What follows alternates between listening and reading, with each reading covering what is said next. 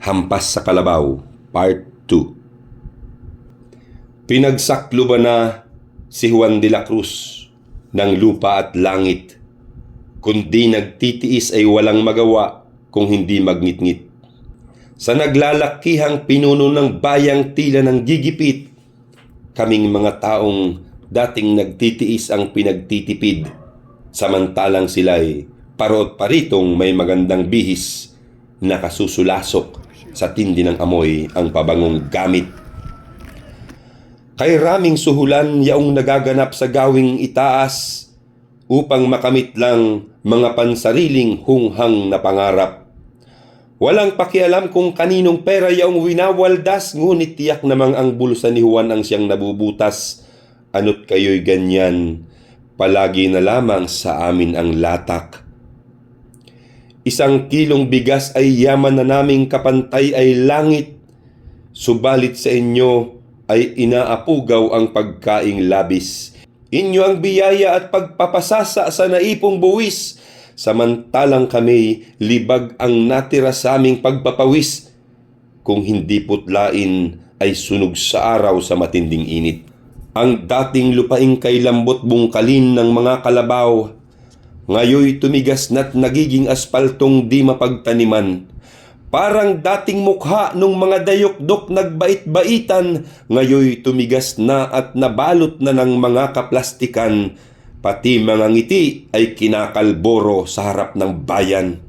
Sa patuloy-tuloy na sistema natin lalong lumalala, yaong mahihirap na mga pasmado'y lalong naging dukha.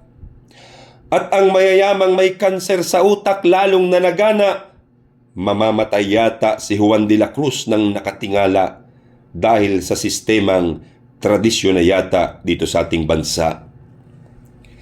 Nang dahil sa sugal, ang dating Pangulo'y nagkawindang-windang, tumalsik sa pwesto at naging kakosa ng kapwa mayaman. Subalit masdan nyo't nagbubumulakog ang katotohanan, kinakalog pa rin ang bola ng huweting kahit saang lugar at ang natatalo'y wala namang iba kundi taong bayan.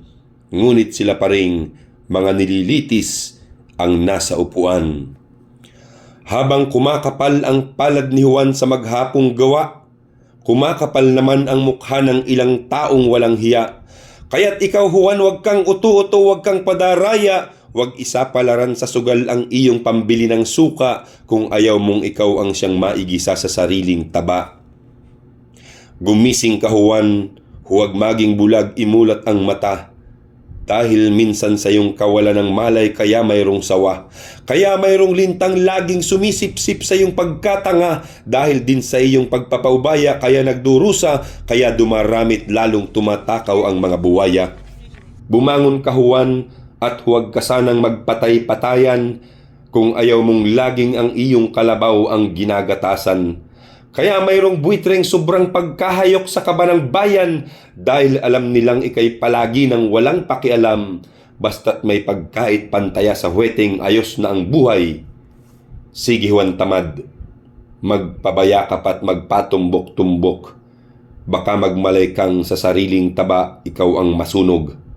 Sa bawat sumadang inililista mo sa mga pulyetos, kinukonsinti mo ang mga gahaman sa pangungurakot. Sa iyong sarili, dapat magsimula ang kidlat at kulog at sana'y tamaan sa puno ng tainga, yaong mga bungog.